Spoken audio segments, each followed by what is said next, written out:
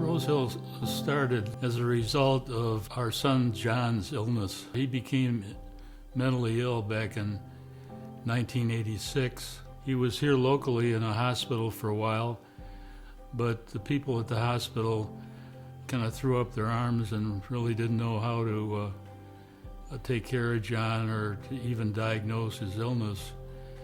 And they suggested that we take him to a mental hospital. We didn't want to go to the local state hospitals because of their reputation. I felt a complexity of emotion. Heartbreak for John, seeing him suffer through the torments of mental illness, anguish for my parents witnessing their grief as their son became ill, and sadness for my sisters and I as we came to understand the reality of John's diagnosis. We started talking about getting him out of the hospital and into some rehabilitation center. After a while, we found out about a place called Gould Farm, and John left the hospital and went to Gould Farm and prospered there. He was there almost 2 years. Started talking about getting him back here closer to home. We were advised that it probably wouldn't be a good idea to have him come and live with us because he'd become too dependent, and that we should figure out how to make him more independent. And one day on the way home on a plane from Hartford, after we saw John, I said, well, maybe what we ought to try to do is replicate Gould Farm. John could have a place to live and work, and we'd be taking care of a lot more people than just John. It would be there for years and would be available for all the people who would be interested in our treatment programs. So we came home and I contacted a couple of psychiatrists in the area just to see what they thought about the idea, and they thought it was a great idea. The biggest roadblocks in the creation of Rose Hill was the obstinance or the opposition from the people in Holly Township. Part of it was ignorance on their part of it was just plain fear, even though they were familiar with mental illness. People were saying, well, you know, maybe you ought to plan on putting a fence around the property. Well, obviously they wanted it to look like a prison. What happened was some of the councilmen at Holly Township decided they would go over to Massachusetts, where Gould Farm is, and check around that community to see what people thought about Gould Farm. One of the councilmen at the next council meeting said, as far as I'm concerned, they can build Rose Hill in my backyard.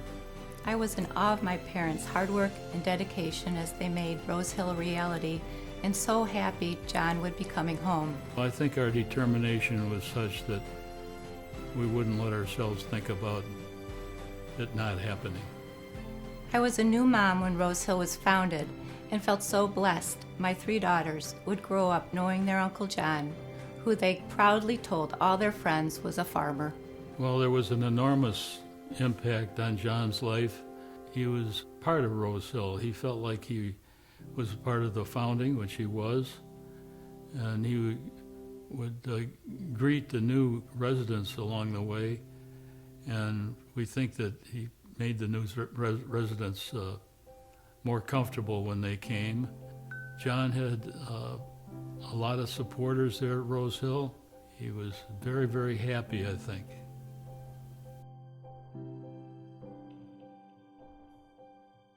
Rose Hill's original mission was pretty simple. It was to provide treatment and rehabilitation programs for the seriously mentally ill, and hopefully for all who needed our help. The basic mission is the same. The words may be different, but basically the mission is still the same. The most important and the most significant change has been the evolution and development of our clinical programs. Back in the early 90s, we took care of mostly schizophrenic illnesses. Now we can take care of many, many more types of mental illness. I see Rose Hill evolving to get better and better and better over the years. I'm hoping that we'll find other ways to help people with mental illness. I don't think mental illness is going to go away, even though there's a lot of efforts to provide more effective medication and so forth. The signs are that mental illness, if anything, is becoming more prevalent in our society, and I think the need will be there even 30 years from now. For nearly 30 years, the residents and staff knew me as John's sister and Rosemary's daughter. Now I hope they will also know me as a friend. It's fabulous to have Patty on the board. She came on just recently, and she's already been very, very helpful in several ways. Lately, she's been doing a lot of research in connection with our strategic planning activity that we have. Main thing is that she'll be there on the board going forward, and she'll carry on the presence of the Kelly family at Rose Hill over the years. I volunteered at all the various events, such as the annual flower sale, the Christmas decorating, the fall fair, the golf tournament.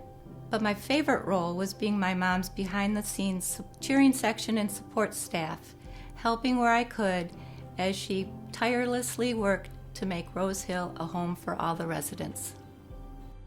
We had a young fellow come as a resident, and I happened to be on campus when he came, and he walked over to me and he said, I know you, you're a German field general. And I said, oh, okay. I said, why do you think about that? Well, he said, I've been reading about World War II, and there were field generals, and he said, I think you look like one of them. 6 months later, and he left Rose Hill, and his family, his mother and dad, had moved down to Florida. He went down to Florida, had an apartment nearby, and when they became ill, he was able to help them. My daughters are now my behind-the-scenes cheering section and support staff, and my grandchildren know Rose Hill as the home of their great Uncle John, the farmer.